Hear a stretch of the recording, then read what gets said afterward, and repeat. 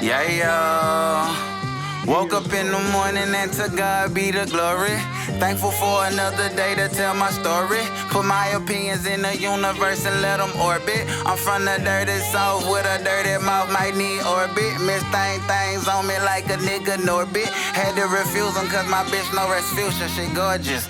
As I dap my sons up and kiss my daughter forehead. Tell them we gon' get this money till my pockets morbid. Remember living in apartments, now we playing mortgage. He got that out of hand program on TikTok going crazy. I gotta check it out. Yeah. He he military dude, but he also like, you know what I'm saying? He just solid dude in general. I gotta start like expanding, bro. I be dolo. I don't mean nothing by it. I don't know, bro. I think it's some Baltimore shit, bro. I really just. You be on your own world. Yeah. I mean, you working like a motherfucker though. So it's like, you know, you can't really separate the two. You need time to yourself. Yeah. I think that's the most important part. No, that's a fact. I didn't value that shit last year. Yeah. I did everything I was invited to. I said yes to the dress, bro. But I feel like that helps you like connect with people, know? It does, but it also is like you got to remember that you got to take time to yourself too. Yeah, it's a balance for sure. How long you been podcasting? Because you've been in it for a minute. Yeah, I've been. So I got in radio 2016. I started podcasting like was it 2019, 2020 maybe? 2019, 2020. That's when I like actually started podcasting. Did you have like aspirations to be in radio like as a career? How did you stumble into the radio world? So I was hosting like big events like step shows, fashion shows. Then I started hosting parties and clubs in the city. And then somebody was like, bro, like, what you gonna do outside of the parties? You might as well just get into radio. My homegirl was, her name Raven Paris. She had this radio show called Love the Culture Radio. And she was having like auditions. And somebody was like, yo, just audition. And I never really wanted to be radio because like, I don't know, I played football. So playing football, I'm like, I'm a star. Like I ran a track, I play football.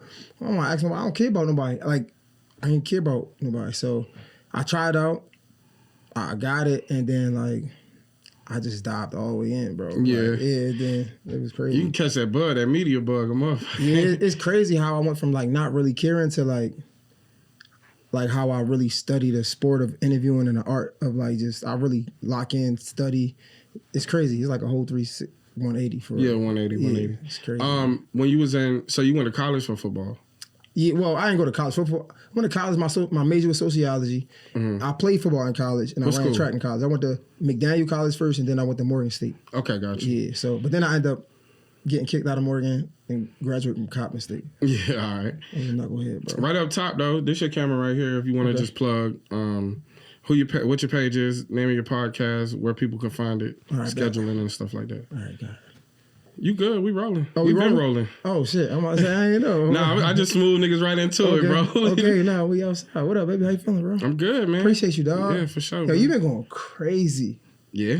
Yo, like this shit is different, bro. I ain't gonna lie. Since we did our joint, yeah, it's been. Our shit went. First of all, even with audio issues and everything, our shit really went north. Crazy. Nobody even know that. I'm like, bro, y'all don't even understand that. Our mics wasn't on. Yeah, we had to pull. So we went over there. It would have been a nightmare for you, Ferg, specifically.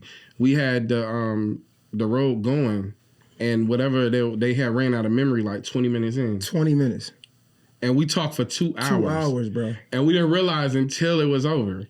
So he had to pull the audio from the camera, so it sound a little fucked up, but nobody because of the conversation, I put nobody it through even picked up. Audio enhancer, like the Adobe Audio Enhancer. So like it kind of helped it out, but you know with that, it was like 4 of us talking. So sometimes when everybody talking, it just blank out. Yeah. That's why I was telling you to plug. You know what I'm saying? This you right here. This your camera. Just go ahead and I'll let the people let them know who you is. Yeah, what's your podcast? All that. Mr. J Hill Podcast. I have a podcast called 1% Better Podcast. Instagram, Mr. J Hill everything. Yeah, rolling. You know what I'm saying? Like, you know? Yeah, same one thing. Yeah, man. One thing I noticed, like, I would be trying to figure out, like, what the sauce is. Mm-hmm. Your ass be pulling some hella guests, like, some guests, like, really left field, but you've been doing it for a while. Yeah. So even early on, you was getting, you know, before you was prominent in the podcast space, you was still getting like great guests. What do you attest that to? Bro, damn, you just make me feel away, man, because I feel like that's how I started, and when I started, nobody really knew me. Mm-hmm. So like I was the one that was persistent. Everybody been asking me this question since the beginning. I haven't really got it recently because I haven't been tapping into the guests as much, but I just reach out, bro. Like I was persistent. You know what I'm saying? Like before people knew my name, and I think that's what helped me be persistent. Because like I got messages in Wallow DM going back to 2018. Mm-hmm. You know what I'm saying? We just did the interview. I don't know if it was last year or the year before last. You know what I'm saying? So like I always been Meek Mill. Like any guest T.I., you could go 3, 4, 5 years, and I'm nonstop. Yo, what's up? What's up? What's up? What's up? I think it changed when I kind of got popular because it went from the messages not being seen to being left on red. You know what I'm saying? I'm still a man. I'm still a nigga. You know what I'm saying? So it's like, man, fuck that. Like y'all clearly see me, so it's cool. I'm good off of that. But I think it helped me when nobody knew me. Cause I'm just beating the shameless, DM. really. Yeah, like I'm beating the DM up. That'd be the tough thing for me right now. Is like I got 2 messages in me. That's it. Yeah. I send the first one. It's a courtesy if you ignore it. I send that second one. After that, I'm out. Mm-hmm. And it's like, it's not like. It's a little ego, it's a little pride involved in it, but it's also like, all right, you know what I'm saying? When you see this, or if you decide to respond one day, then we'll get it popping. Like, it ain't no love lost, but from you transitioning, you kind of came into the podcast at like, quote unquote, the boom of podcasting, which was lockdown. But what made you kind of make that shift? Because it become oversaturated at that point, but it's also like, if you started and you still do it now, you damn near masterclass at podcasting. Yeah, bro. I just kept getting fired. It's like, I'm gonna be real. Like that'll do it. And then I just couldn't like the job thing, bro. Like one thing about me, I work my ass off. You feel me? So like, I never really saw myself as an entrepreneur until I got to Atlanta because I never really understood what it was. I never knew what it was. I never knew what I was doing. So I just know I always had jobs when I was hosting in the club. So once I got into radio was paying like 12, 13, maybe $15 an hour. And that shit wasn't doing nothing for me. So I'm like, okay, I'm in radio. And then also I understood the landscape early. So I got into internet radio before I got into terrestrial radio, right? So I'm in internet radio. I'm like, man, I'm hitting the ground running. I'm traveling. I'm like on my own promoting my show as an internet radio show. And then when I got into like terrestrial radio, I understood the landscape. Like I got in as a mixer, like a overnight on the board op, but then they let me crack the mic and like host the mix shows and things like that. For the people that don't know, that's like the overnight shift. So like my first week, I was able to crack the mic, which is a blessing, God bless. But at the same time, it's like, man, I want a full-time gig. You know what I'm saying? Like the full-time gig is only 4 of them. You got the early morning, I think it's the afternoon, the midday, and then late night. And I'm like, man, these niggas ain't going nowhere. So I'm like, man, I'm gonna just keep building my own. So I remember getting I had a job at KYS in DC, and I had a job at WEAA, and that's at Morgan. I got fired from WEAA, and I'll never forget telling Alex, I'm like, man, we might as well just start this podcast.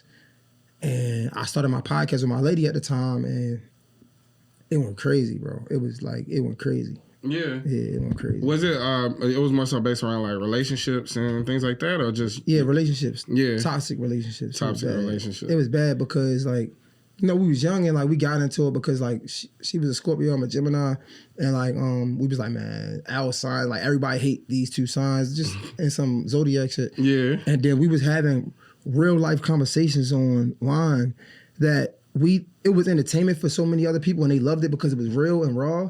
But at the same time, when we left, to y'all relationship. Man, we done pod and we done talking for the rest of the day. Yeah. People don't see that. They like, yo, we love y'all podcast. It's so real. We go through the same thing. And like, yeah, but y'all not talking about it online. You done turned your relationship into reality TV. Facts, bro. You know, it's a flaw of youth though. Like you just, in theory that could work, but not in reality. And not in practice either, because it's like also there's an audience to your argument. Mm-hmm. So people taking sides, and that's an ego thing too. It's and it got bro, it was bad, bro. It was super bad because like we wasn't mature in the conversations, and we thought we was doing something, and the conversations were good, but we just weren't handling it in a mature way. And I think if we would handle it in a mature way, it would have been good. But like then we had problems in our relationship too. Like it was. She was young too, man. Yeah, you know what I'm saying? Is that what kind of paved the way for the 1% Better podcast? Nah, so 1% Better podcast is just me trying to like have my own voice. Yeah. I understood it a while ago, so like now it's like it's not a lot of, I don't want to say focus or promotion. I just do it. You know what I'm saying? I told myself I'm gonna still focus on the interviews because I kind of got away from that. And I'm like, man, I'm tired of just having because my interviews, they do pretty decent every time I have a guest, but it's like whenever I don't have a guest or I don't have somebody popular, it don't do good. Mm-hmm. And I was tired of like having my show be centered around my guests. Mm-hmm. So I'm like, I'm gonna just do something on my own. But then I was talking to my homie. He was like, man, you just got to embrace what you're good at. You know what I'm saying? Like a lot of people clearly love your question. So don't go away from it. Just walk deeper into it. Yeah. And I'm like, man, you know what? I'm going to just go back to the guest thing. Yeah. So, yeah. Yeah, I mean, whatever your strength is, you know, I have the opposite problem. You know what I mean? And it's like, you know, I'm at that place now where it's like, man, I be having some great guests on. Like, I wish I would tap in the way y'all tap into the solos. Mm-hmm. But I just feel like it's one of those things where it's just like, you can just stay consistent. I'm trying like different marketing strategies towards it. Mm-hmm. It's an easier sell than a solo, though, I would say. Like, it's easier to sell a conversation with somebody else than a solo joint. So I don't know. I think, bro, I love the way you did it. I was saying it. I mean, from day one, you having your own voice, because even if you bring a solo in, if we just we study how, let's say Joe Budden, right? He's not like the greatest podcast of all time, but when it comes to our culture, he's one of them, right? Mm-hmm. So like when we look at Joe Budden, he's built the audience just for him, and he's put people around him that people enjoy the conversation that he has. Right. So when he bring a guest in, it's really just a plus. Yeah, it's a plus. You know what I'm saying? So like I think I don't know, bro.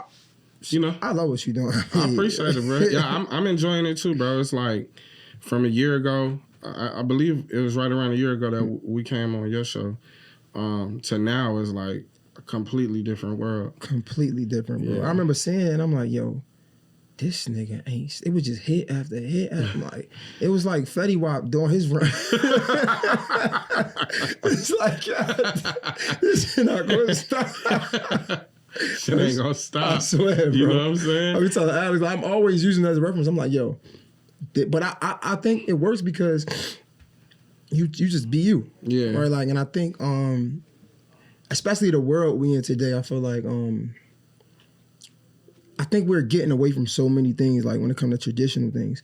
And either if people like it or hate it, whatever the case may be, I think you have a voice where so many people who wasn't able to speak to these situations until now, it's like it's okay almost. And even now it might not be okay, but it's like, oh, he's the one that speaks to what I've been feeling the whole time. Word. And I think that's dope, bro. We see so many people, even in the music industry, like I remember talking to, I think it was Drama or Don Cannon. I remember talking to Don Cannon, and Cannon, whatever. And he was like, I remember when we first signed Lil Uzi, and everybody was coming at the Lil Uzi like, yo, y'all should sign me. I'm the next Lil Uzi.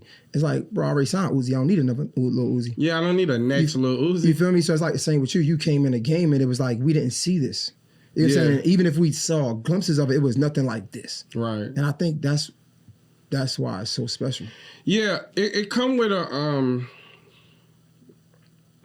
it's odd territory, right? To be, you know, to blaze a trail in that way, because what it is it bring a lot of like hate from people that want to occupy the space and can't. So like I've been balancing that because I got so much love in the beginning that now it's like hate trains. Like it, you know, it's weird to have people like hosting panels about you and trying to poke holes in like your identity and shit, or just like dedicating entire lives to you. And it's like, I don't even know you niggas, bro. Like, but so there is like an impulse to defend myself, and then there's also like a history of like, I know that this gonna go away, and I also like there's nothing to defend. Yeah, you know what I mean. But it just kind of come with the territory in an odd way, you know. For sure, and you know, man. But I'm happy, you know what I mean. Like I love this shit. I've been inspired by you more than anything because, you know, all this traveling and you know you city to city, you not eating the best and shit like that. I just started feeling like I'm breathing heavy and shit. I was like, man, I didn't get out there and get right. Yeah, and I think I seen you talk about that. Been like two of the people that I've been looking at. Nah, I appreciate. I seen you talking about that on I don't know if it was the Breakfast Club or one of your interviews. You were saying like that's the next thing you want to do. That was like hard for you. Yeah, that's gonna be like That's gonna be like that's my chrysalis. Yeah, that's gonna be coming out of my cocoon for real. You know I feel like, bro, some things we don't need cameras for. Like I do it because, like, that ain't camera work for me. I think that ain't camera work for me. But I think baby. you could do it now, bro. Like we sleep on like small steps, right? I was looking at this conversation with the dude that wrote Atomic Habits, right? Mm-hmm. And I always knew this. It's like just taking small steps in like increments, or like even if you go to the gym for 5 minutes, it might sound crazy, but it'll create a habit. Right. You know what I'm trying to say? Like, so like even when I seen it, I'm like, man, I want to holler at him because like it wasn't nothing for public, but it's just like, bro, like that's light. You know what I'm saying? You'd be surprised how you get on that high. You feel me? Like now you get to working out, you see one small change. Oh no, it's lit. I'm out. Like, you know what I'm saying? I'm going even a little longer. And I'll never forget, I think David Banner was talking about how like somebody inspired him, and he was like, man, even if you go to the gym and you just sit outside, or if you go to the gym and you just go for a minute, you know what I'm saying? Nobody never had went to the gym like, man, I wish I didn't go to the gym today. Right? Never. Like, it was never one time, I don't feel like running before the run, but it was never a time I got done my running. I was like, man, I wish I ain't run today. You know what I'm saying? So if it's anything I can help or like inspire you, bro, like you can get up a little early or just 5 minutes, bro. You know what I'm saying? 5 minutes and I promise you, bro. It's a spot up the street. I literally, I have the end of December, early January, it was, of course, like New Year. So everybody was like, all right, what we doing for the New Year? So I had kind of scheduled all the way up until mid-February. And I was looking at the back end of February to the middle of March. And I was like, man, I don't got nothing. I was like, all right, from now on, I don't book nothing before, like, anything before 11 a.m., I'm not doing because I want to carve out time in the morning, like drop my baby off and go. That's fine. And so we approaching that. Me and Big Cat was literally just talking about that on the way up here. Nah, I wish y'all nothing but the best, bro. To the innovative thing, man, I feel like, or the trailblazer thing, you know, it's sad, bro, but it's the way of the world, bro. Like if niggas ain't saying nothing about you, you ain't making enough noise. You ain't making no noise. Think about the people like Martin Luther King, the people like Malcolm X, right? Like, it was so many people, and those two were super successful in their own right, but they were so different. And it was so many people that criticized Martin, so many people that criticized Malcolm. You know what I'm saying? So, like, yeah, you're going to have all these people that's talking negative on you, but it's because they don't understand. And one, they don't understand. Two, they wish they had what you had, right? Their voices ain't loud enough because they ain't making an impact enough. You get what I'm trying to say? And I think, like, even something as big as I remember when you pulled up with the Trump suit and the devil horns, right? Yeah. That's a statement. You know what I'm saying? Like, whether you agree with it or not. Like, I know when I seen it, I'm like, damn, like, I understood why. But I'm like, yo, I thought it was, I'm big on observations. And I'm like, yo, it's so crazy how this is the place we're in. Right? So like, I'm not even going to react to it or nothing like that. But I just know it was interesting.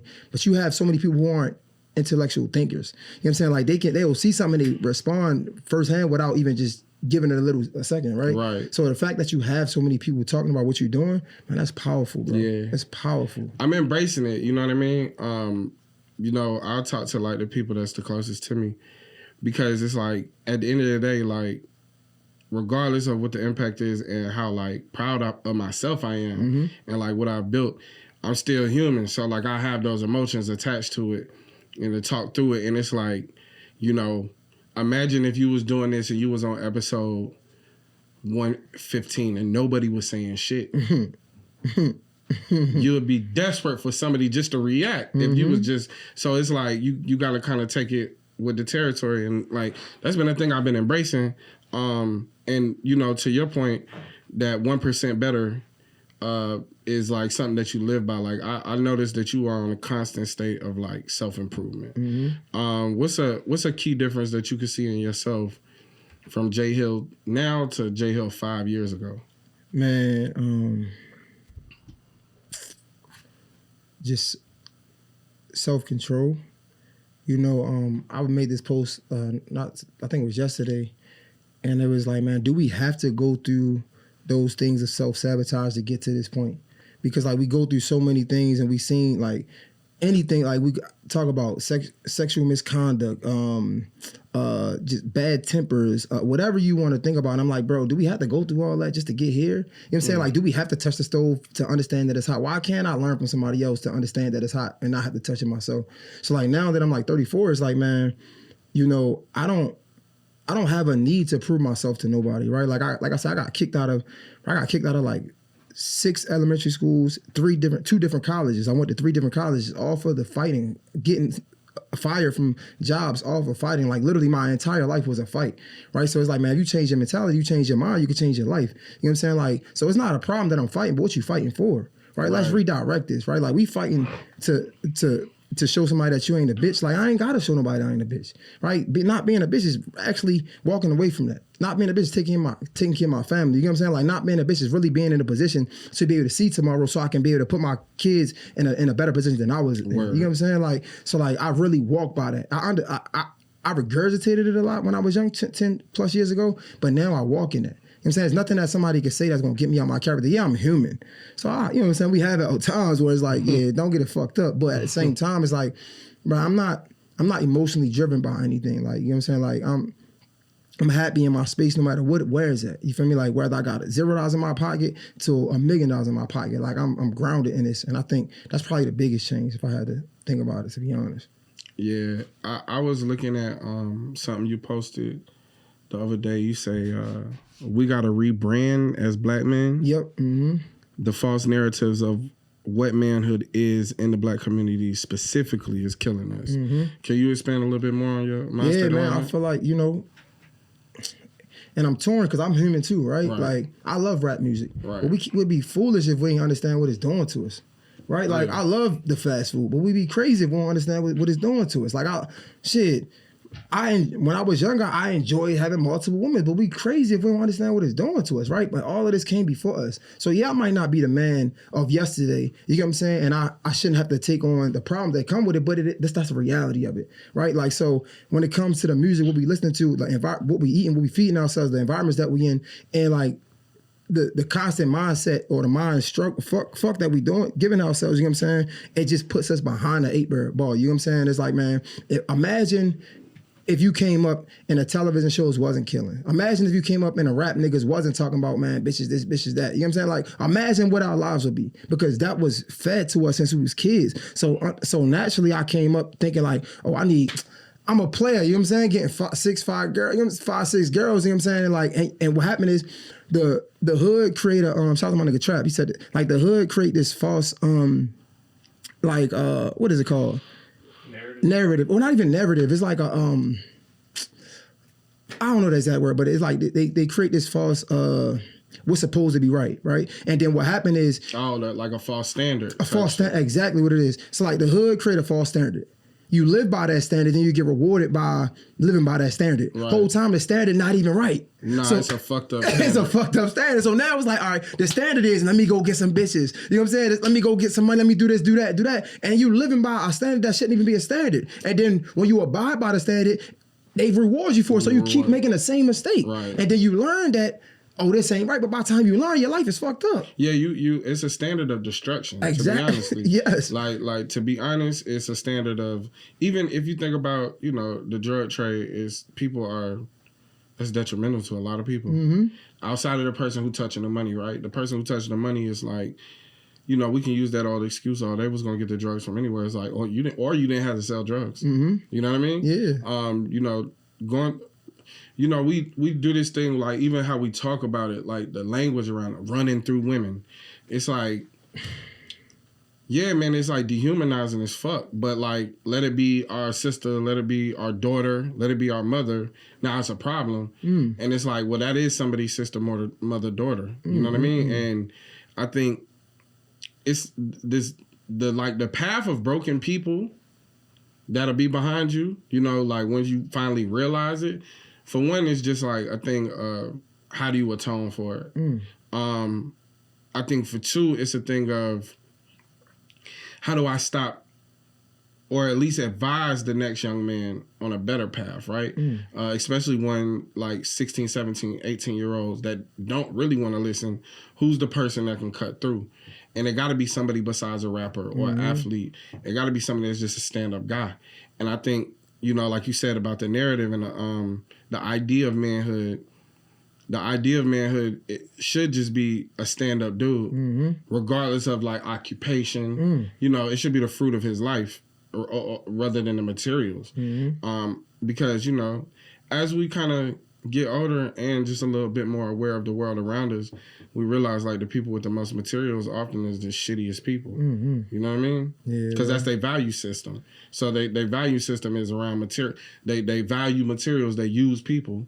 Mm-hmm. And we know that the opposite is the thing that should be true. Bro, and man, man, shout out to you, shout out to Jamila, shout out to like everybody that I don't want to say this woke movement, but like the people that really had the information, like the revolutionists, right? Like even like people like LaRussell, I remember like listening to his older music, getting prepared to do the interview with him, and I'm like, damn, I didn't know he was this revolutionary. I even said, I'm like, yo, I'm listening. The first thing I think of is Deontay Cal. I'm like, damn, y'all conversation gonna be crazy. Like, yeah, because he on the same shit. I swear, he was there. You know, I did the interview right before y'all live, and it's like, bro, because he was crunched for time, we only had an hour, but like 20 minutes in, we really started taking it there, and it was like, damn. But it's like, you got to get warmed up, especially like we ain't had that many phone conversations and things like that. So it's just like the warm up. And then kind of like a crunch for time. But yeah, we definitely gonna have to run that. Bro, when I say I'm listening to, because if you listen to his new music, you wouldn't think that he was on that. I'm listening to his old music, I'm like, oh wow, he been on this. Yes. So like I'm like, shout out to y'all because I'm just understanding that like, bro, all this shit was designed. Absolutely. Like literally, like all this was designed for us. And yeah, I'm a big person. Like I don't want to be called like a bootstrap, but I can see how I teeter the line because I'm a big person of like you can get out there and get it on your own. Mm-hmm. But just doing like more research, I'm understanding that like the whole redlining thing, the whole like them putting drugs in our community. Like, bro, it's systemic. It was in there for a reason. They did this to us. You get what I'm trying to say? Yeah. So it's like, yeah, you can beat the odds, but it's like, look what we started with. Look what but the odds shouldn't be that stacked against Facts. You know what I mean? Like that's a crazy amount of odds to stack on a nigga. It is. So then it's like, what it does is it makes the exceptions the rule. So it's like the person that makes it out, it's Jay-Z like, did it. See? It's like, nigga, that's an exception. First of all, like, if you follow every step that Jay-Z followed, you still probably wouldn't even make it. Facts. Because it's like, quite literally, like, he had to be born exactly at the time he was born and do everything he did along the way to be who he is. You said it, bro. Like, for me, it's not, honestly, it's not fun being that nigga that have like that vision and seeing that system and learning about that system early and being the nigga that's ruining the good time. That's not fun, bro. Yeah. But it's like, I can't think about anything else. This is a fucking system that we live in. Like, this shit is so apparent. And like, for me, my eyes opened up in jail. Like, I seen that shit like, it was, I don't know what it was. It was like one day I was just in jail and I was just like, damn, this shit sucks. And then the next day I just started paying attention to like what I was seeing. And you just turn around and they say, prisoner of Douglas County. It's like, damn, yo, how many counties is it? And it's just in this state, how many counties? And think every goddamn county has prisoners. We slaves. And I was like, and we can't leave this bitch. Even if we want to. Like, I gotta leave. I gotta count down to the days I got. Like, you decided how long I gotta stay in here. And it's not a place for, if you want to be real, you look deep into it. Rehabilitation. It's not a place for rehabilitation. We packed in this bitch like rats. We forward to a room. And this studio is way bigger than any jail cell in America. So by the time you get out, you in a position to do exactly what you did to get in that motherfucker. Again. Bro, that shit is nasty, bro. Come on, bro. I'm telling you, when I realized like, I am in a system. Like I'm actively in this bitch. Like when I get out, I gotta go to probation. So I'm literally on a ball and chain every time I leave this bitch because one mistake, they'll ask you like, you had any, even getting pulled over for a ticket, they could violate you. And it's like, damn. Oh, I fucked up. I fucked up big time. I had to literally go into isolation. I had to cut all my friends off because I was like, I'm not going to be able to really live until I get off this probation shit. I stopped smoking weed. I stopped drinking. I did nothing. I just went to work, went home. I was like, I'm going to do this for a year so I can get off this shit. So at least like the paranoia. Because then I start like, once I kind of came to, I was like, I'm paranoid. Like now I think every time I leave the house, I'm going to end up fucking up. And it's just like sports, bro. The more you think about an injury, the more you think about something, the closer it is to you, bro. Bro, trust me. Baseball is crazy like that. I used to play baseball.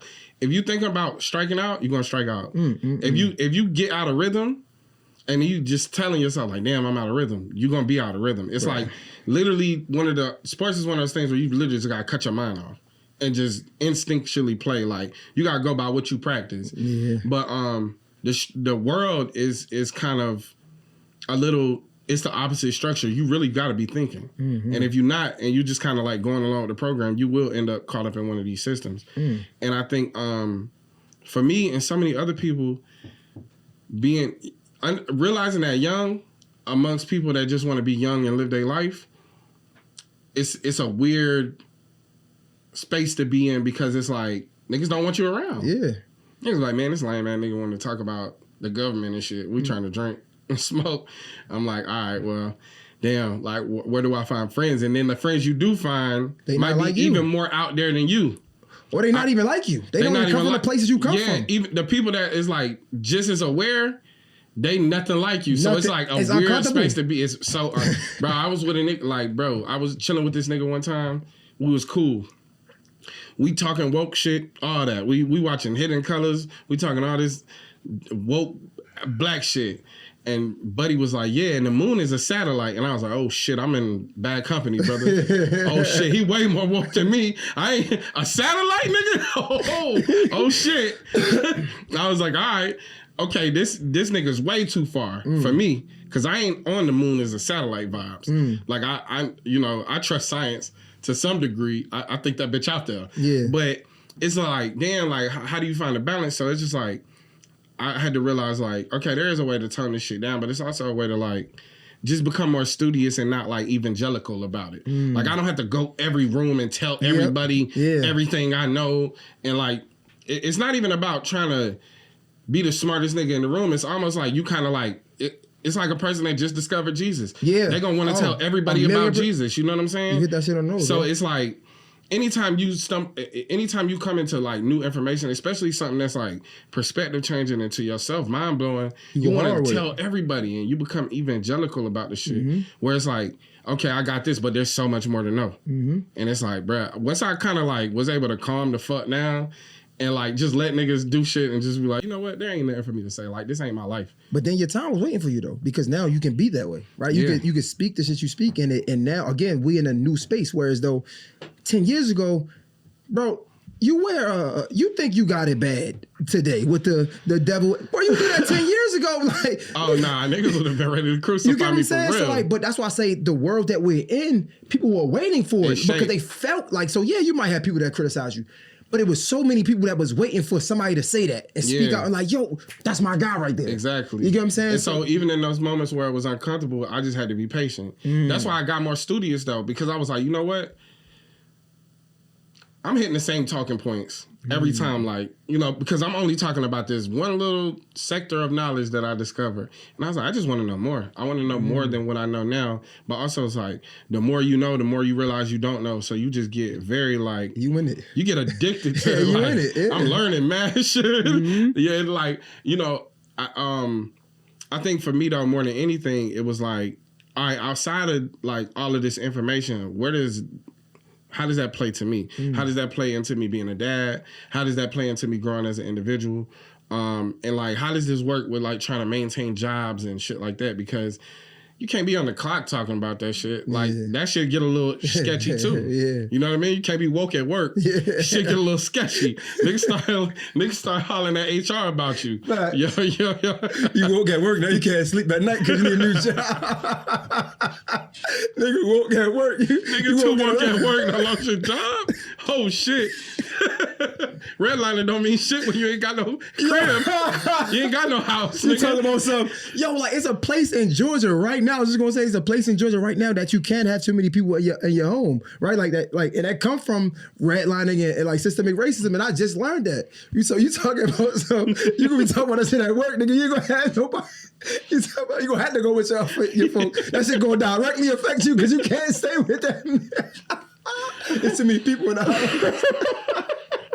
Back in the system, nigga. Back in the system. Don't talk about the system. You gotta go live with your cousin the whole time. You can't. They 10 really deep in that bitch. Like, wait, I can't live with my cousin. Yo, that shit is crazy, bro. That's crazy. Being woke at work really was like, yo, I just shut the fuck up. Because it's like, oh man, because it's like, damn, I ain't even doing my job no more, bro. I'm just over here in a conspiracy theory rabbit hole with this nigga. We supposed to be working. We over here trading conspiracy theories, nigga. That shit ain't gonna work. That's a fact. You know what I mean? But I think it's like anything else. I would tell like you know, some of my younger like friends or like my little cousins and shit like that, when they come to me like, yo, it's like rabbit hole. It's like, yo, if you're in a rabbit hole, that means somebody been in there before. Just gotta keep going. Yeah. You'll come out the other side. It's gonna get a little crazy. Yeah. And the darkness of a rabbit hole, it get a little crazy. Like you kind of, you don't want to lose touch with reality. That's the biggest thing. It's like, because there is the internet and there is so much information out there and there is so many theories that, like, if you try to follow them all, you're gonna lose your mind a little bit. And that's why I be telling people all the time is like, they want to like argue theories or like, I don't want to say science, but let's say research topics or whatever. And I'm like, yo, it's just as much as you can find a group of people that agreed to this or said this is right, you could find the opposite. You get what I'm trying to say? And I'm like, that's why we gotta be careful because it studies, everybody do studies. Yeah. So if it's a study on one thing, best believe it's a study on another thing. So you can't look at this one study and be like, this is facts. You get what I'm trying to say? It is. I actually want to ask you a question. Going back to the spiritual thing, where do you think the disconnects is or come from, like through your perspective? Like, because again, I do think this is a new place where, because I have my questions about religion and things like that. But like, I came up like, I don't want to say never question God because I always question, but it was a certain level how you teeter the line. I don't want to say respect, but it was just how you go about it, right? Yeah. But I see in today's world, it's like so many people are like, man, this shit ain't, or it was just it was only here to put us in the system, and you know what I'm saying? I understand some of it, but I'm like, I wonder, like, where did it go wrong? Where did the disconnect happen? I think that information is just like anything. It'll spread like a virus, right? So especially if you have a lot of people that feel compelled to be silent about something. All it takes is one person to kind of break, like just put a little chink in that shit. And like once the floodgate open, they open. So, and it also invite in a lot of other discourse, right? For me, the two things that I learned along the way is that all, like what you was just speaking about earlier, is like, let's just use politics for example, right? For example, if I'm left leaning and I know all the talking points on the left, I need to also understand how the right thinks about things, right? So I could stay not a centrist, but like, so I can get out of an echo chamber. Like, I don't need to be only talking to people I agree with. I don't need to only be getting information from people I agree with, because then I'm not living in the scope of reality. I'm living over here in my little bubble. Yeah. You know what I'm saying? Which also like negates any other truth. So what you saying over here could have fabric of truth in it, or it could just be completely right. But if I'm not aware of that and I'm only comfortable with the messaging that I've been previously like engaging and agreeing with, then it kind of like, it shortens your scope of intelligence and like just reality. Another thing, especially the thing that helped me with religion, is what can I see in the world? You know what I mean? Like, niggas will talk about the devil. I've never seen the devil. You talk about God. I've never seen God. So like, I can take the physical aspect out of it. Now, in what parts of my life have I seen temptation and fed into the temptation and it ruined things versus when I resist and I get a blessing? So this is where we start dealing. I resisted the devil, or in situations where I feel compelled to maybe speak positively to a person or just out of the blue give somebody a compliment or things like that. This really could change the course of this person's day. I was obedient to God. Like, this is how I look at those things, that if I can't see it physically, then I have to trust my intuition and the things that's going on inside of me, right?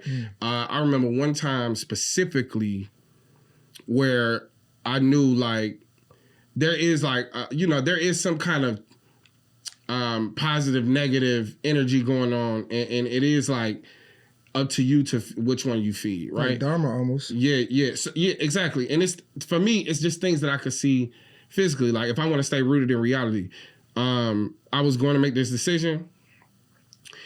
The place where I was making the decision at was very like the location was so specific that everything inside of me was like, I don't need to go do this. And I still did it. And like the landslide that my life went on after that was like, what the fuck? And I just remember the conversation I had pulling up, like, damn, yo, this might be the devil. And because I'm in that binary mindset of God and the devil at this time. And so after I made the bad decision, after I went with the temptation, so to speak, And the things that happened in my life, I was like, damn, yo, I got defeated in that moment. You know what I mean? And it's not a thing that I couldn't come out of, but I just always try to stay rooted to what's relevant and what I can see, right? Like, it doesn't necessarily have to be about like God. I do sincerely believe like in a divine energy and like something orchestrating something. Yeah. You know what I mean? Like, because it's encoded in nature too. Like, you know, we're not communicating with nature vocally, but we are like constantly in communication with everything around us. Mm-hmm. And like there's a through line there. So like I believe in divinity, you know what I mean? Whatever you want to call it is what you want to call it. Like, that's not for me. And whatever, you know, that we humans, like, that's a natural thing for us to put things in boxes so we can understand it better. We got to put labels on things so we can understand it better. We do that with people. We do that with, you know, how we respect people based on their job title and shit like that. It's just, you know, that's the way that we like kind of compartmentalize information. But for me, it's like with something that divine, I'm not trying to put it in a box. You know what I mean? I'm not trying to like relegate it to my scope of understanding. I know I don't get everything. So when it comes to like Christianity and religion, like I can see the manipulation that it played into the Black community. I can go back and like, there are statements, there is literature behind how they used it to manipulate. And then the evidence of the manipulation is very present. When people get mad at me, like, I'll troll you a little bit because I'm still a funny nigga. Like, to me, that shit was hilarious. Yeah. But I think the statement I was making is like, y'all notice I got on a Trump suit though, right? Mm. So y'all calling me somebody that care about this community, somebody that actively is always like, not only advocating for us, like, in spaces where we could do better, but also like advocating for us, like, to change narratives from negative to positive. Always like advocating for our young men, which seems to be the biggest problem in our community, right? Mm-hmm. Is what are our young men going to do, right? And because I said something about this like specific topic, you don't agree with, now I'm a devil because I said have reverence for your ancestors. Mm. Okay, I'm gonna show you a devil, but I'm gonna put on this mask so you focus on the mask and not the suit. Mm. Because I know that's what you're gonna focus on.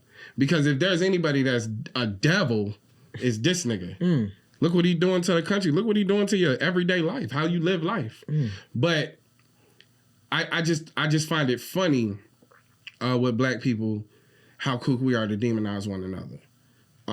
When we have, and not even take the chance to just understand. Yeah, we got real present demons. Have been, you know what I mean? But I try not to take it too personal either. That situation specifically is just like something I've been so aware of for so long.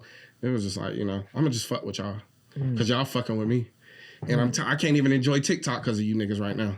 I want to scroll my phone and every third video about me because of you niggas. Mm. You know what I mean? Like, damn, y'all fucking up my social media experience. So I'm gonna go fuck with you niggas. Mm.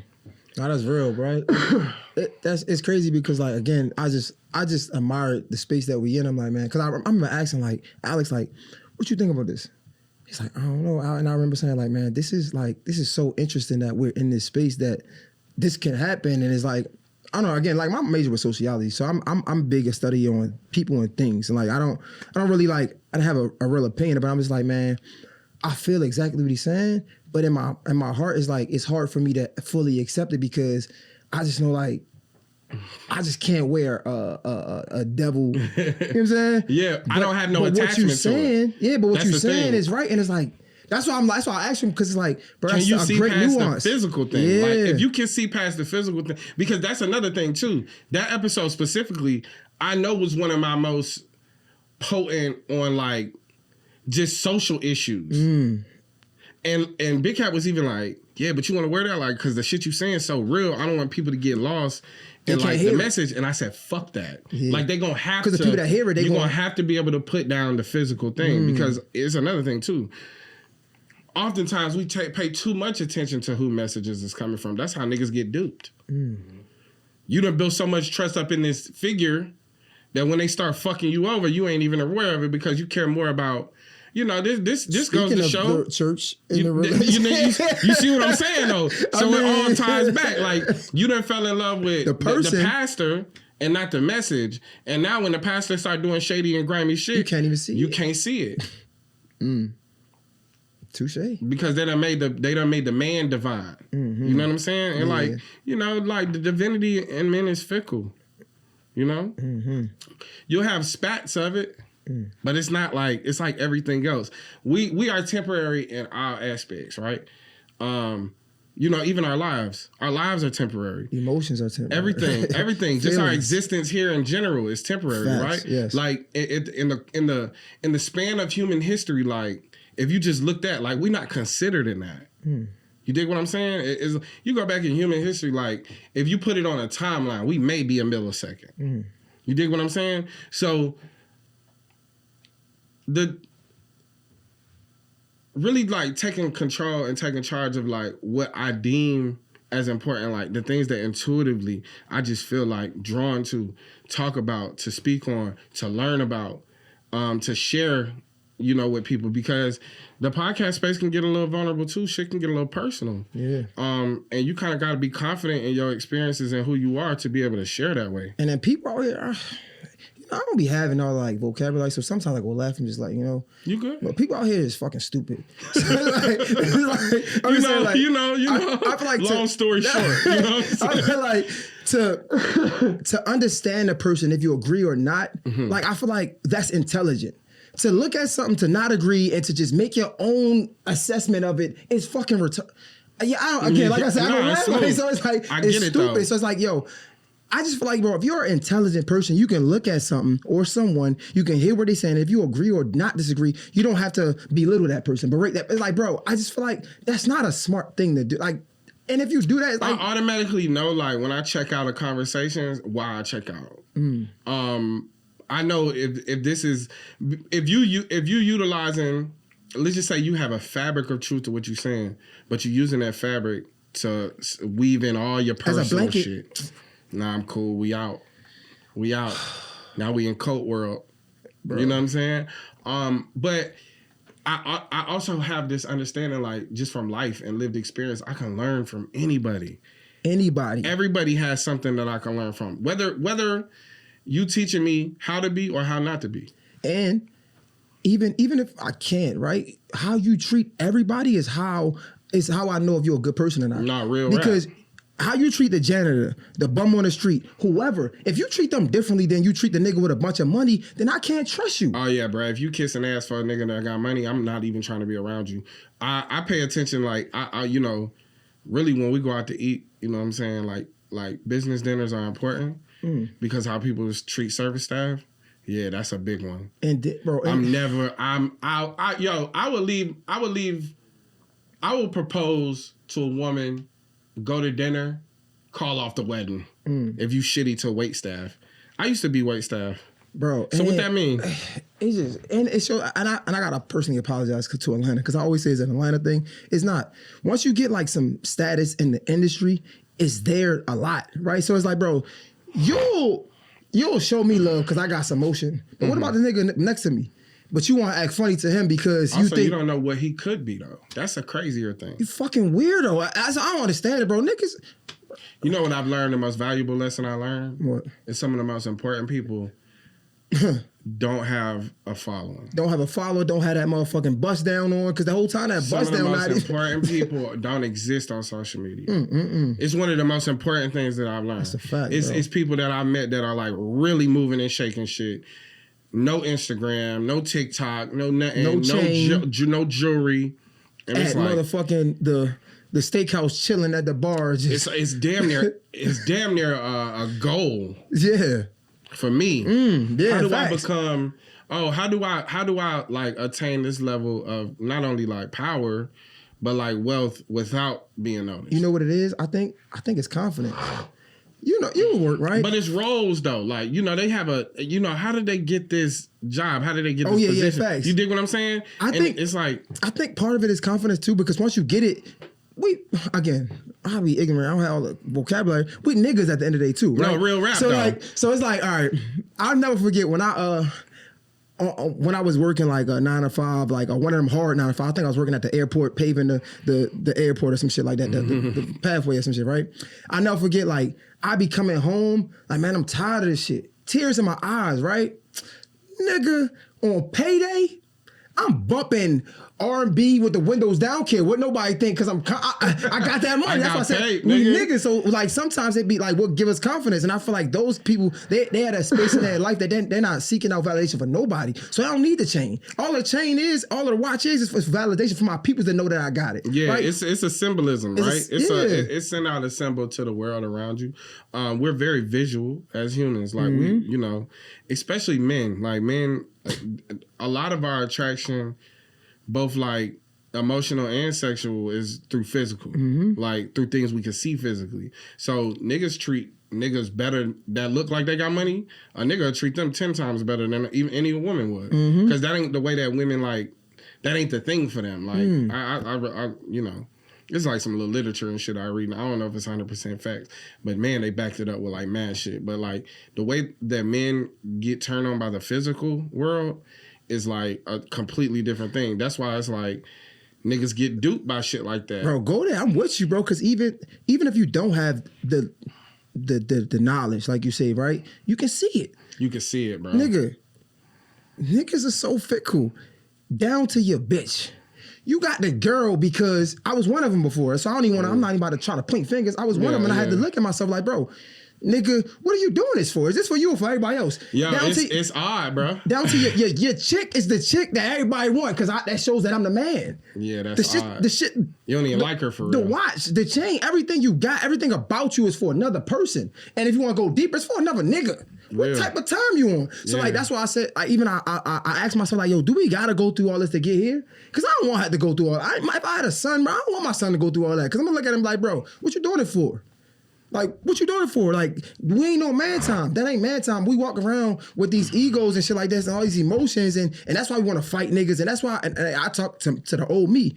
Bro, you fighting niggas. You ain't fighting niggas for yourself. You ain't really fighting niggas to protect yourself. You fight niggas to prove that you ain't no pussy. And if you gotta prove something to somebody else, that means you doing it for somebody else so they control your life. What are you doing? Right. You talk about being a man. A man is taking on responsibility. Man is like, you know, like a man of character, of value, a real value, man. We talk about that. A real value man is somebody like that's gonna keep his word. You know what I'm saying? That's somebody that can stand up straight under pressure. That's not gonna fold. You know what I'm saying? Like that can give direction. That can make a decision and live with it. We talking about everything else. Admit when you're wrong. Apologize. Apologize.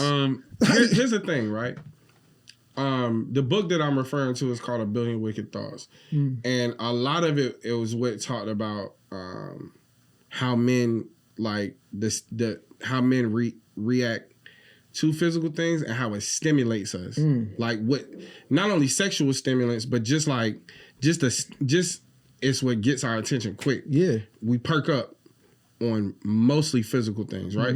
So the assumption if I see you with a watch is that you got money, right? The assumption if I see you in a car, a Beamer, a Mercedes, Range, whatever, oh, he got money. If I see you when you with a girl and she attractive, if I'm attracted to her, he the man. You know what I mean? And so like, but then also it's like that's also how you could easily fool men. Come on, man. Right? Because I can rent this watch. Yo, I could rent everything. Nigga, I could get a homegirl. She could be an escort. Come on. It's just real. Come on. You know what I'm saying? But this is also like... A Rolex is a conversation starter. What are we talking about? What are you talking about? Like, what conversation are we going to have, nigga? Here's the thing. And I wouldn't know because I never had a Rolex. So I don't know what conversation to start. You know what I mean? You know what I mean? Maybe you got to get a Rolex before you know what conversations that starting. But I think the most evident part about this, the most apparent thing that we can draw it to is OnlyFans, right? They'll say, oh, this girl just turned 18, or this girl started OnlyFans and she made $1.2 million in a week. And it's like, because of how stimulated y'all are by her physically, y'all literally made her rich. And in the same breath, you hate her. So it's weird, right? It's odd because it's like the same thing that you like lust after, you hate. You know what I mean? And it's like, oh, all these bitches just want to do is show their ass, show their titties, whoop, whoop, whoop. But it's like, y'all also are like literally incentivizing the behavior. So if you're going to incentivize the behavior, then you can't critique it. If you aren't the type of person that's affected by it, and you aren't like you don't feed into those physical things in the way that you see other men do. You also won't critique it because you're above it. It's like, yeah, I'm not turned on by that physically, but I also understand why she do it. Exactly. You know what I mean? And I ain't tripping because if the most ignorant nigga, what's the first thing niggas say? Like, oh, if I was a girl, I'd be woo woo woo. I'd do this, I'd do that. Because you already understand how to trick niggas. You trick niggas with the physical. So this is how niggas like, if I run this block, and it's a 14, 15, 16-year-old, and I want them to work for me, I can't pull up in a bucket and be like, yeah, you work this corner for me. They're like, this bum-ass nigga, this bum-ass car. I'm not working for this nigga. But if I pull up and I look like the money, of course, because then it's like, oh, if I work for him, I can get what he got. And what they say? And that's how the streets rule. And they say women are emotional. No, I mean, men are very emotional. That's what I'm saying. And they say women is emotional. That's a lot of emotion. I think by default, because of the rhetoric around manhood and, you know, stop acting like a bitch or woody whoop whoop, all these different things, it kind of relegate the only emotions that we are comfortable with expressing, for one, and the main one being anger, to the point where we express anger so much that we don't even consider it an emotion anymore. And that's why I was saying that's why it gets niggas killed, because we weren't in a space to be able to express it. So when it comes out, it comes out with no type of structure at all. You know what I'm saying? So like, bro, I'm listening to you. I'm like, man, you spot on with that shit, bro. That shit is. I was watching you and Jamila's interview about breaking cycles of abuse, and that video that y'all showed of that dude like harming his child, it's like that shit made me disgusted, bro. Yeah, bro. And of course, as a father, there's no saving him, right? But the thing that I think about is, how does that child ever recover from that level of trauma? And I know me and you don't have the answers to that specifically, but what are some things that you feel like you dealt with in your youth that quote unquote traumatized you, that plagued you until you was able, and not only plagued you in your decision making, but how were you able to overcome it? Because I know you speak to like the fighting thing and like trying to prove you're not a pussy, but like that has to stem out of something, right? Bro, I think the fighting thing, that got me in a lot of trouble. It's just discipline and like self-control. Like even when it comes down to women, right? Like I never forget when I was a kid.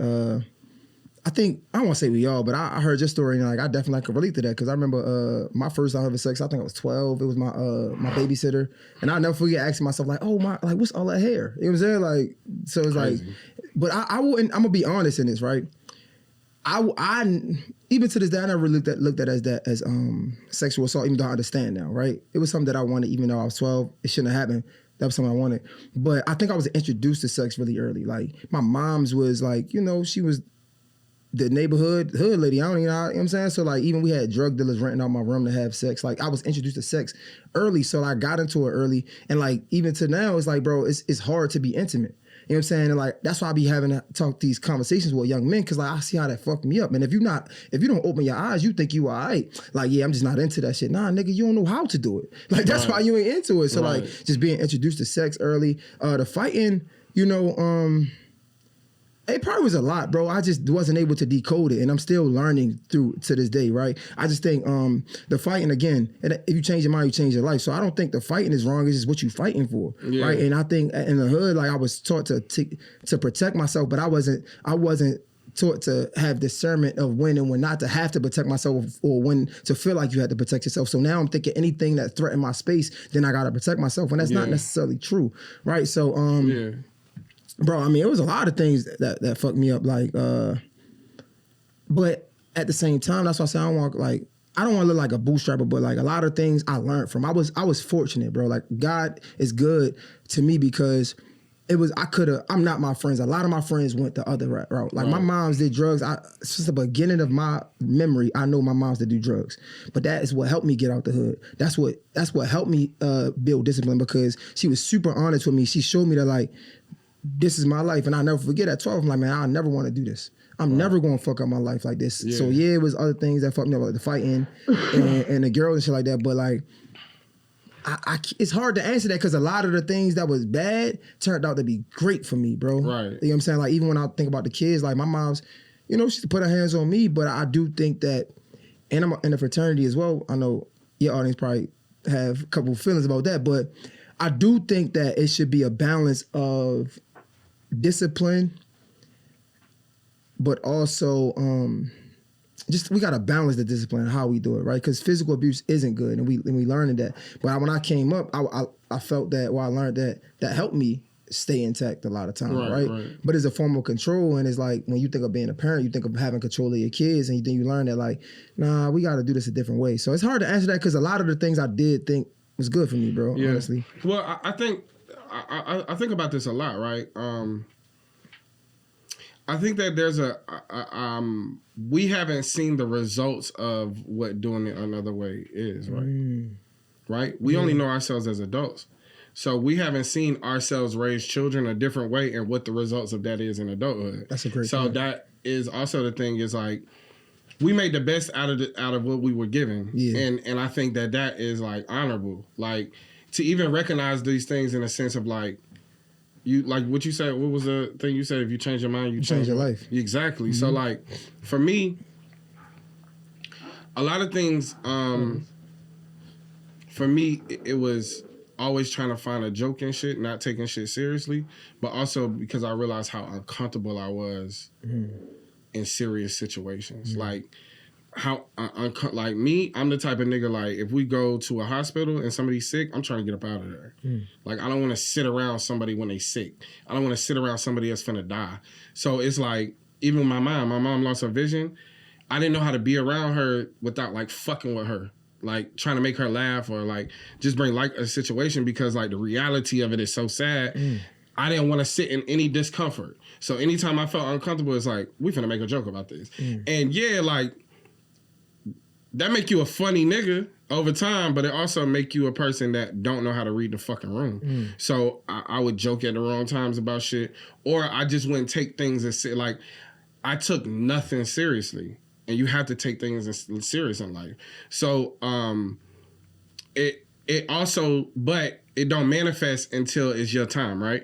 So when I felt like people wasn't taking me seriously, that's when I was like, oh nah, I gotta change. Everything ain't a fucking joke because you're gonna take me seriously. And it's like, it sucks that it has to become personal for you to learn that lesson, but that is kind of what it is sometimes. Like, your ability to become more disciplined is because you see how it's affecting you personally. And I think that, of course, that's a wise thing, right? But it's also like more wise. The truer wisdom is being able to see somebody else go through it and being like, okay, I know what not to do. That's why I tell people all the time, like when I was growing up, I had a lot of examples of what I didn't want to be.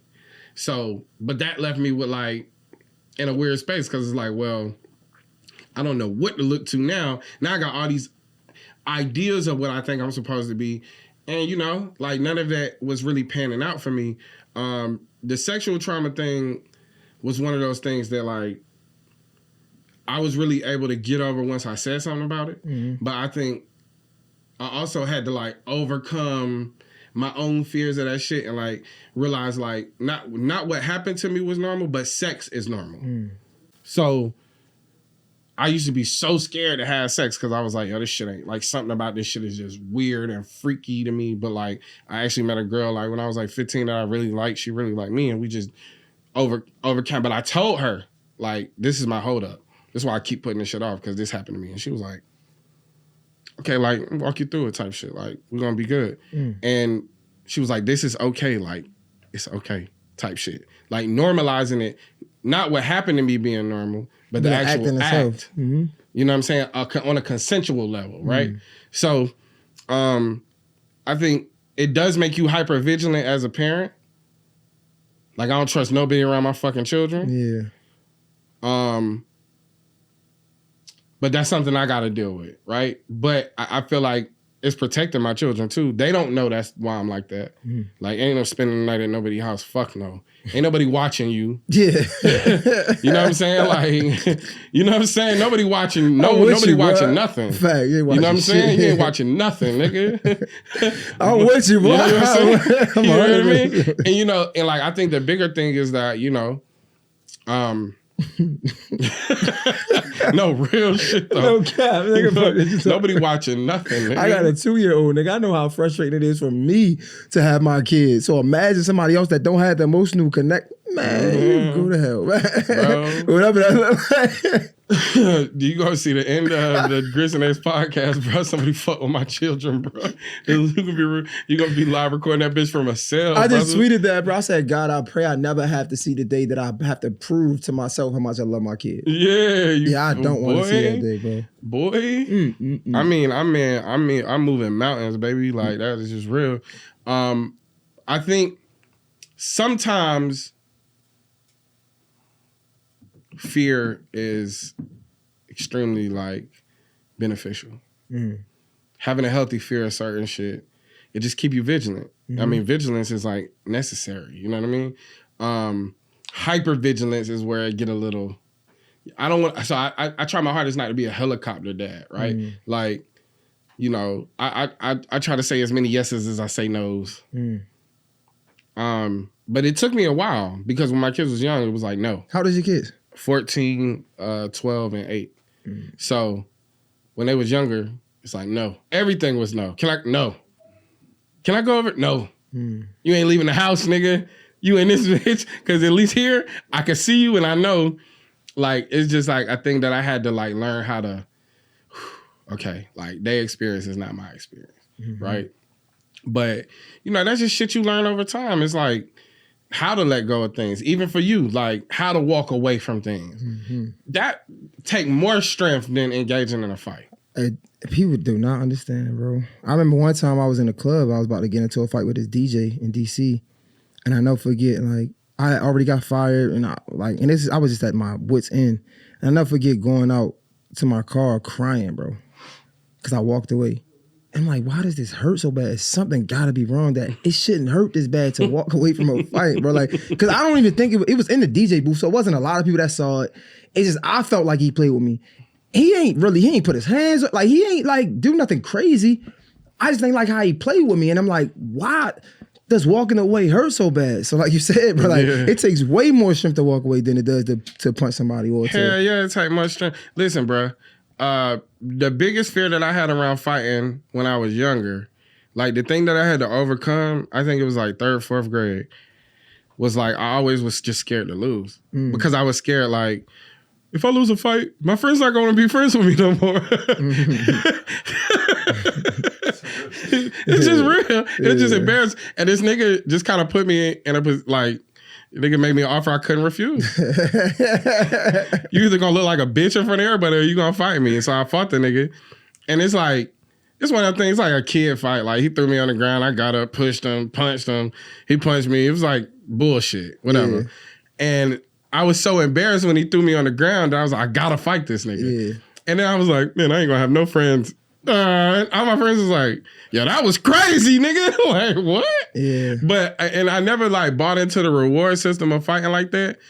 I just was like, this one of those things, like, if it go down, it's going down. You know what I'm saying? But I was always like, man, my sister used to fight all the time. So I was just always around that shit. It was just like, I kind of had situations like would come up where it was like, I play too much. So of course a nigga want to fight you for playing too much or you joke too much. But I'm be like, really over some jokes, nigga? Like I make a nigga feel bad for wanting to fight me. Like, you want to fight? But I remember the first fight I ever like really lost. For one, I feel like I earned that bitch. Like I ain't had no business fucking with this man girl behind his back. Nigga caught me slipping, nigga. Bing, bing. I hit that floor. I was like, damn, you really got me. Yeah, you got me. I got fucked up a couple times. I know, and I'm listening to you. I wanted to call that nigga and tell him like, you know what I mean? You know, all due respect, you probably in the wrong profession. You know what I'm saying? You probably need to get in that octagon, my nigga. The way you dropped me, son. That's octagon work. Nigga, give me quick octagon work real quick. I'm listening to you and it's crazy because like, man, fighting for me, it came from home, bro. I'll never forget my first fight. I actually ran from somebody. I was super young, like really young, bro. Probably I had to be like 9, 10. I ran from somebody and I never forget putting the key into the door. I unlocked the door and I shut the door without taking the key out the door. And the first thought that came to my mind, not that he's gonna come back to my house and open my door, my mom's gonna whip my ass. So I'll never forget, like, I ended up chasing this nigga down, whooping his ass, because I'm so scared my mom's gonna whip my ass. And I never forget like my early childhood, like my mother. So I had a cousin, God rest his soul. He was really a street nigga. Like we have these fake street niggas, and I don't want to promote that to nobody. But like street niggas don't give a fuck. There's a distinction though. Yeah, street niggas don't give a fuck about life. Like y'all niggas ain't street niggas. You got too much of a conscience. Yeah, and that's my issue with the crash out thing. It's like, bro, y'all don't know real crash outs. You're real not a crash crash outs out. are dead or And in I jail don't wanna- in a real Yes. way. Like, it's not to promote it. Yes. It's just like, let's not take the context out of it. These niggas don't think about the consequences. My point. So my cousin was a crash out. Like he used to whip niggas ass with anything, literally. And I never forget, like I was a fair fighter. And like this is young and it's crazy. I'm listening to him like, damn, this is where it stems from. Like, and I love my mom, don't get me wrong, but like I never forget, like I used to fight niggas and I used to want to be fair. And she used to like not make fun of me, she used to criticize me like, you need to be more like your cousin. You know what I'm saying? And I never forget at an early age. So like since then until I got older and grown almost, like I just would fight, bro. And it wasn't fair. I got put out of school for hitting somebody with a stanchion. I got arrested. Bullshit. Yeah, bro. It's not even funny. Like, and I'm listening to him. Like, for me, it was the opposite. Like, I was on go, and I didn't want to. It wasn't like I was a bully, but I would fight the bullies. I would fight everybody, bro. It was bad, bro. It was so bad. I'm like, damn, man, that shit is not cool, bro. Yeah, the household really do have a. I mean, that's your mold. That's how you mold it. Yeah. You know, that's your nurturing. I think nature versus nurture is like a very interesting phenomenon to me. Because of, you know, it's just you see it in people. You know, like the things that I see in my kids that I know I haven't taught them to be, they just are. You know what I mean? Like the nature versus nurturing thing is just like it's fascinating. It's fascinating because it's like in one instance it may go directly against your nature. But how you raise could like, you know what, I gotta be on that. You know what I mean? And then also like, once that shit become natural to you, it's like, how do I work my way out of it? And then your environment too, bro. Again, about environment is crazy. You grow up in Baltimore, it's like that reward system, right? Of the standard, right? Even down to like, we see this, I'll joke about it, but this idea of Nunu, right? Like we're making fun of Nunu from the T.I. movie, right? And it's like now every girl who came up in a nice neighborhood or a nice house, and like we call her Nunu, and it's like we don't know what that does to her. Now she wants to act like she's from somewhere she's not, right? And it's like, bro, nah, you accepting where you are and understanding that it's duality of the human beings makes you more than the person that's acting like they not from there, right? The confidence, and I love that, right? But it's like even they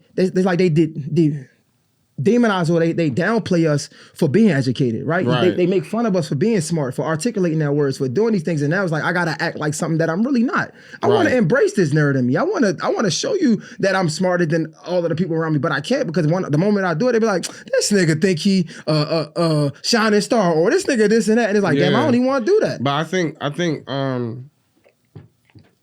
I think ghetto being a standard for blackness is just an odd thing, right? It's retarded. I think it's reinforced by a lot of different things, like you said, reward system. But I think the ultimate reward system is it being projected onto a screen, right? Because every rapper, just think about the idea of CB4, right? Think about the idea of that movie, is that this is a dude that grew up in a nice house in a nice neighborhood with great parents. And the only way for him to be successful as a black entertainer is to be the worst version of black people. Stupid.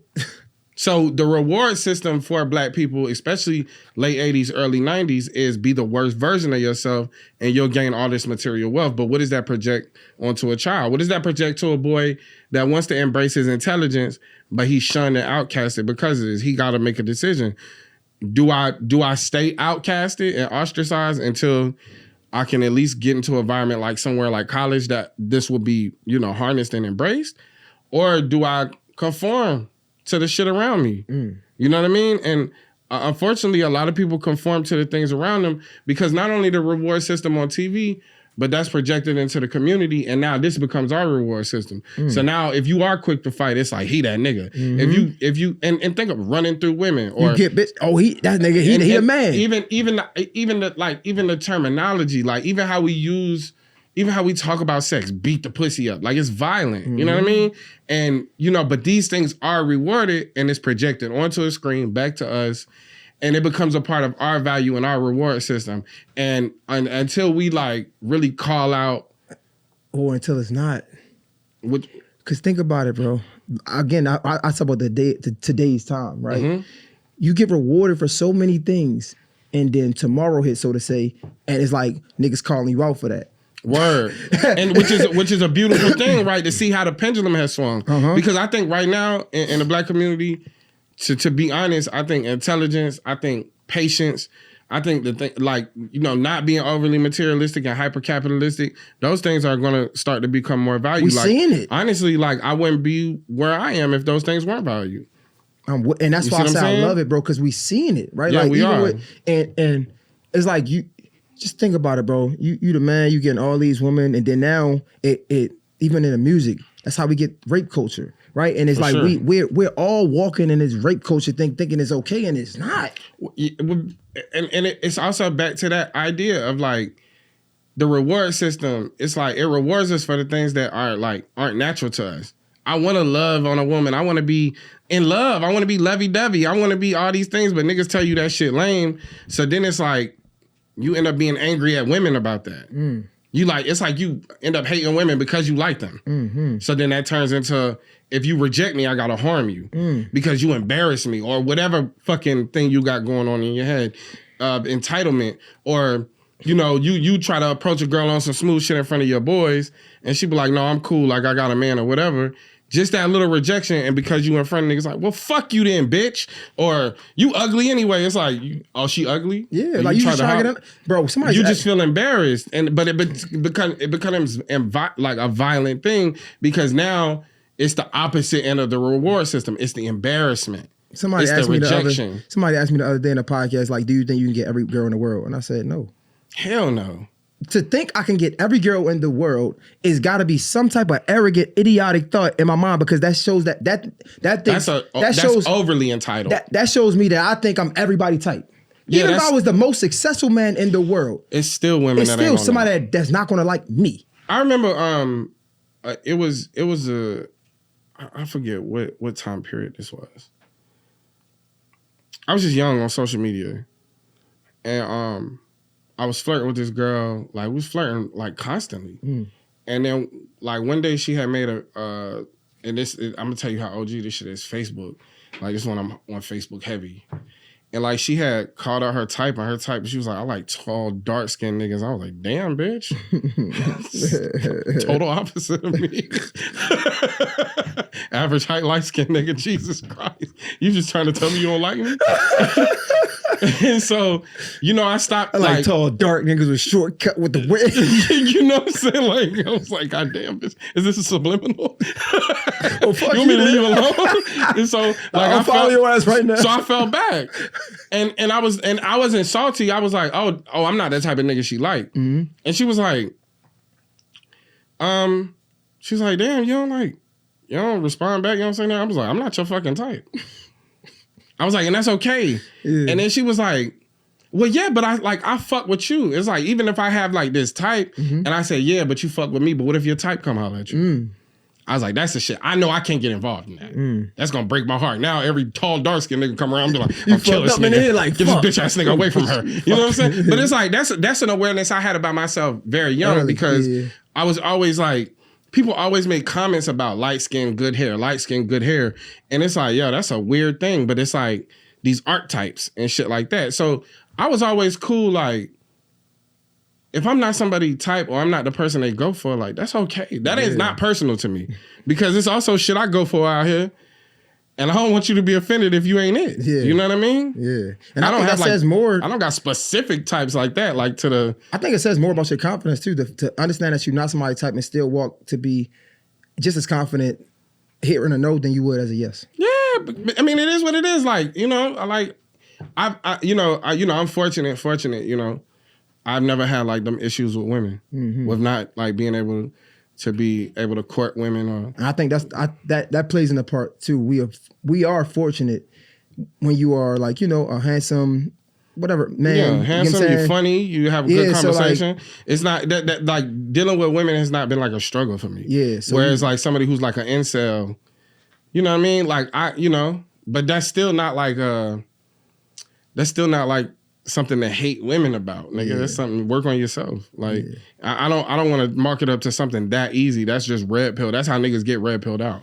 But I just think that I don't understand what's on the other side of it, so I can't advise it. You know what I mean? I just know like it's okay for somebody not to be attracted to you. It's not like a personal attack, nigga. It's just like that. You know, that ain't it. A lot of niggas hate women because they hate their mother, and they don't know how to say it. Oof. To be honest, bro. I love my mama. Yeah, but a lot of niggas, it's like I've seen this argument somewhere. Like, there's a lot of women out there that say they want to be a mother but don't want to take the owner of responsibility. Right? I think about the same with the men. Right? There's a lot of men out there that know they should love their mother, but they really don't, and they don't know how to express that. So now, whenever you like see a woman that even resembles your mom's in the way she acts, and I don't never try to point fingers because I seen it in me and I had to control it too. But it's like, yo, my mom's treated me like that, so I'm not gonna fuck with you, right? When it's like, nah, one person like don't represent all people, right? And just because they might have a little resemblance don't mean they're the same person. You gotta be smarter than that, and that's why I ask those questions like, yo, do we have to go through this fucked up cycle to get here? Well, then I wonder about. Here's my thing to that parallel, right? If having issues with our mothers make us hate women, then what does that say about our relations to men with absent fathers? You know what I'm saying? Like the absence of a father. Does that make us yearn for relationships with men more? Or does that make us resent men? Like, you know, that's a good I don't question. think we ever talk about like male to male relationships, even like just in the platonic sense. Yeah. Like how we relate to each other, how we value ourselves as friends, you know, how we maintain friendships and things like that. That's a great point. And I think also too, there's also a thing about, there's a criticism of men in male friendships is like, y'all don't know anything about each other, or y'all just don't care about shit like that. But I think that may come from a detachment of not really knowing anything about our dads, or even having like an emotionally deep relationship with our dad. It's like we don't value those intimate things. It's just like presence. Like I could kick it with my boy and not do shit. And it's like, we probably sit here 30, 45 minutes and ain't said shit to each other, but like, all right, I'm out, bro. Yeah. You know what I mean? It's like, but that's my dog though. It's like, but I've seen how intimate girls are with each other. And it's like, yo, that shit is crazy how close y'all get to. No wonder y'all will fall out. Y'all like be bearing souls with each other. Y'all be so tight, nigga. Yeah. Girls be so something happen, it's like, it's like a relationship. It is a relationship though. They really be having relationships with each other in a real way. And I'm not saying men don't. I'm just saying I think oftentimes we investigate a lot with men about how we relate to women, but I don't think we investigate a lot about how we relate to each other. I seen this girl, I was talking to this girl a while ago, and she was saying that I don't think soulmates just have to be of the opposite sex. I feel like you can have a friend soulmate too.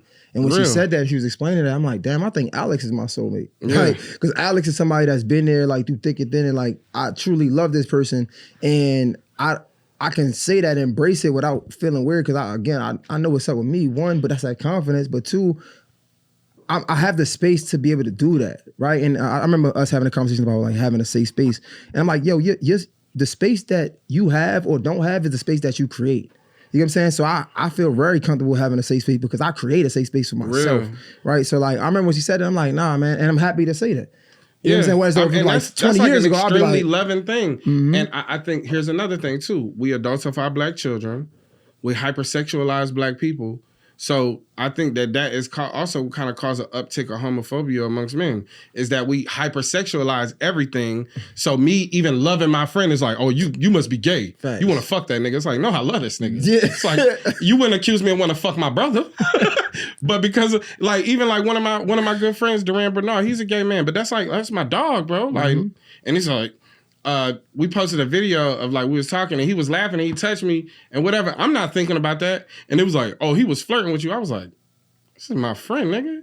But because we hypersexualize everything, every interaction, even like, and that's some overly incel, like every interaction between humans, if you sexualize it, you gotta put the porn down, brother. You gotta put the porn down. Okay? The DoorDash driver is just there to drop out the food. She's not gonna secretly fuck you. She's just there to drop the food off. That's a whole category. Yo, my nigga, she actually doesn't even want to do that job. Facts. So you and your dick have not even entered the equation. Facts. We got to put the porn down. No cap. We got to make porn inaccessible for like a year. I'm with you. You know what I'm saying? Just 1 year. Just a good fast. Mm-hmm. Because of how not only are, and it's not just black people. Our society hypersexualizes everything. What do they say? Sex sells. If you want to sell beer, sex. If you want to sell wings, cigarettes sex. at one point in time. Cigarettes, Newport magazine. You know what I'm saying? Newport, you selling Newport, shorty half naked smoking a Newport. Like, what the fuck? And like they were selling Newports like as a post-sex ritual. Yeah. You understand what I'm saying? Our society is so driven by sex that it will likely increase the rates of like things like homophobia, where it's like you can't even see two men embrace each other without thinking something sexual, and sexual misconduct. It's sexual misconduct. You know, and it's normalized. What you talk about, rape culture. Yes. What you talk about, black men, school to prison pipeline. So prison culture, prison rape culture, where it's like we don't want to be intimate with other men out of fear of being accused of being homosexual. And it's a thing that happens now, even amongst women. Everything a nigga do is gay. Mm-hmm. It's like, it just becomes this thing of like, we have to call into question, like, for one, how deeply the society has affected us, how much it has over-sexualized every aspect of our life, and how much we engage with those things, that it creates these huge gaps in our ability to be intimate with one another, whether it be platonically or sexually. And again, I think like a lot of these things, a lot of people be speaking on things they don't have no, like when I hear radio people talk about like rats and shit like that, you have no business talking about that, right? Yeah, that's not your thing. That's not. So when I think of it, it's like somebody tapping you on your shoulder, right? Even if it wasn't your friend, if he was flirting with you, right? What does that mean? Okay, you should beat him up, bro. First of all, if a man flirts with another man, if I'm not interested, I can say I'm not interested, right? But a lot of niggas, and if I was uncomfortable, I would say I was uncomfortable. That's another thing too. It's like, but like if me and Big Cat tell each other a joke, I might punch this nigga like just out of laughter. Like that's how, because niggas are like animated when we laugh. Like that's what we do, and especially if something is that funny. So I'm not thinking about it other than something that's just an expression of laughter. Yo. But like you got to think the person on the phone is so zoned in on it. It was like something brief. Like he just tapped my shoulder like that, and it's like, yo, everything that was said in this video. And that's the thing you focus on. And that's why I say it's an issue with you. I don't have the vocabulary, right? So I recognize this because sometimes I do use gay, right? And I'm getting better. Yeah. But you're gay. You're so worried about me. You're fucking gay. Like, why are you worried about what this nigga doing? You're gay. Like, the fuck is you talking? Like, niggas, we talking about the motherfucking high value man. Like niggas be talking about, man, y'all niggas is all day. Like, all day you talking about with your dream man, bro. You niggas is gay. Yeah. Like, you know what I'm saying? Well, it's you but know, for me. It's other words to say. Yeah, I understand exactly what you're saying though, and I don't rate men like that. Like I always look to men as to like what I can learn from them, what example they set, because like in my most pivotal years, I didn't have a close relationship with my father. So the thing that I learned the most from my dad though is like his willingness to sacrifice, to provide, and I could rely on that, but I couldn't rely on like any depth of wisdom. Any emotional depth and things like that. And the avoidance of that from the man that means the most to you in your life mean you're gonna seek those things in other men. And that's just a reality. But like, because like even sex isn't necessarily intimacy. You dig what I'm saying? You're right. And it's like, you know, this is something I like talking to my therapist about, is like my emotional debt. And you know, the thing that was the most reassuring is like, but your emotional debt is yours. Is it harming somebody? And like, should you be harming yourself over that? Because I told him like, yo, this situation happened and I felt like it's something I should have cried over, but I just didn't. And I couldn't. And he was like, what you trying to tell me? Like, you think you broken or something? He was like, all right, tell me something that did make you cry. And he was like, does that mean you broken? He was like, because somebody else could have went through that experience and not cried. He was like, does that mean they broken? He was like, you need to stop trying to like intellectualize your feelings, nigga. And I was like, damn, I ain't never think about that. I never thought about it. Like he was like, you trying to reason with like you trying to like. You trying to box any emotion. You trying to intellectualize it. Like you trying to like, bruh, that's not what it is. That's a feeling. It's an emotion. Like how about, he was like, your feelings are for feeling, nigga. Not for like words and, you know, a philosophical shit. You trying to create a philosophy around your feelings, nigga. Trying to make sense of it. Yeah. And it's like, you know, and that's not verbatim how he put it. But I think the thing is like, even the embrace, you know what I mean? Like the embrace that we have, like if I fuck with a nigga, dap, hug, like it's love, bro. And it's like, I think that we're slowly growing out of that. But I think for me, especially you with the 1% better, we always have these great conversations around men and manhood. It's like a lot of niggas only want to get up and talk about their issues with women. They scared to talk about like the gaps that they have with other men. Because, and it goes back to this hypersexual shit, where do you think if you have any concern with another man or any frustration, any emotional gaps, any emotional depth, it's automatically gay.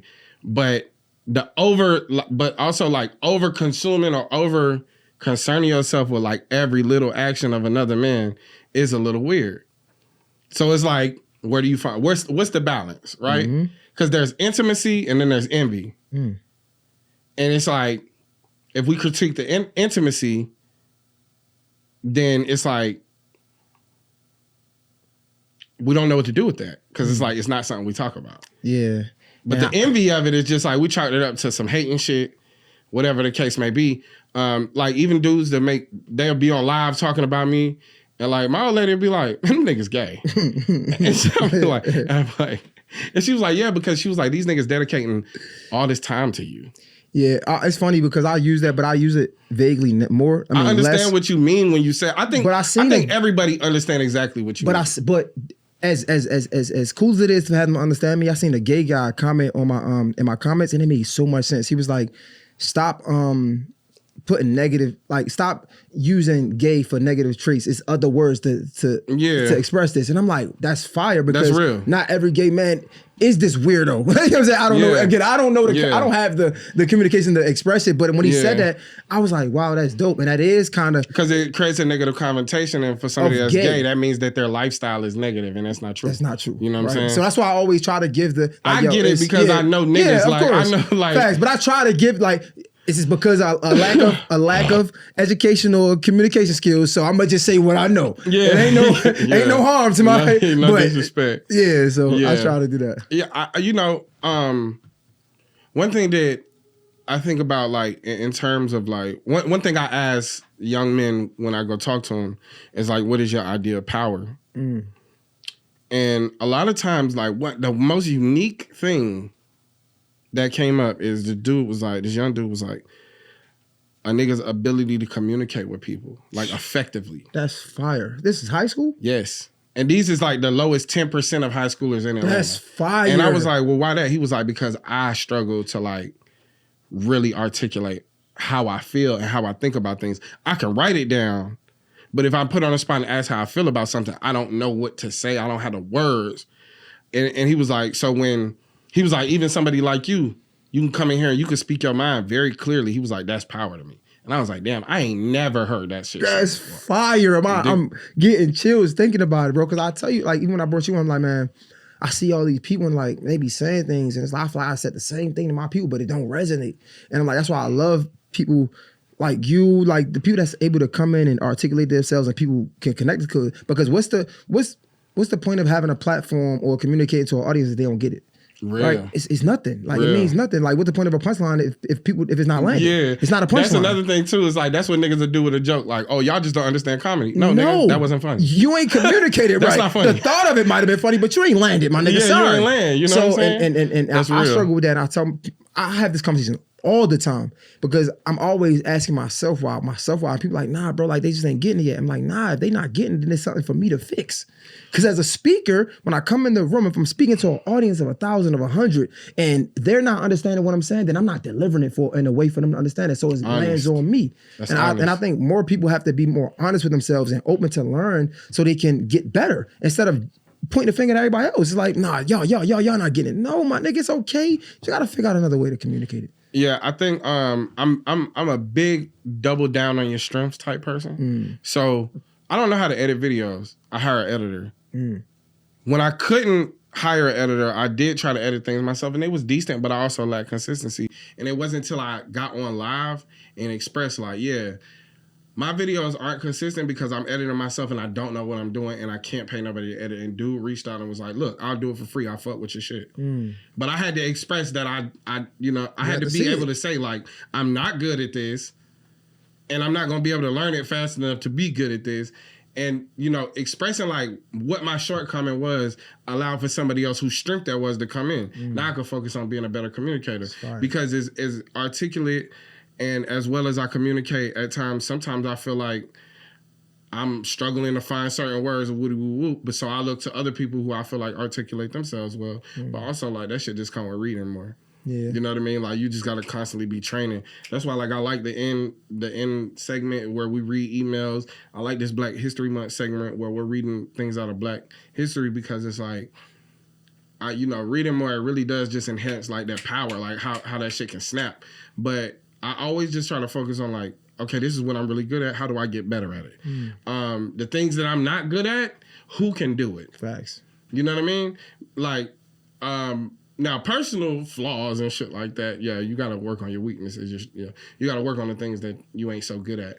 That's actually how you grow on a personal level. But I think even in business or just how it relates to the world or just finding your footing in the world, whatever you're good at, I feel like you just double down on that all the time. You know what I mean? Yeah, 1,000,000%. Yeah. Nah, that's a fact, bro. My nigga. Yeah. never right time to say goodbye, is it? Everybody just felt it like, well, that's it. Well, that's the end. This your show. But I just felt it. Like it felt like completion.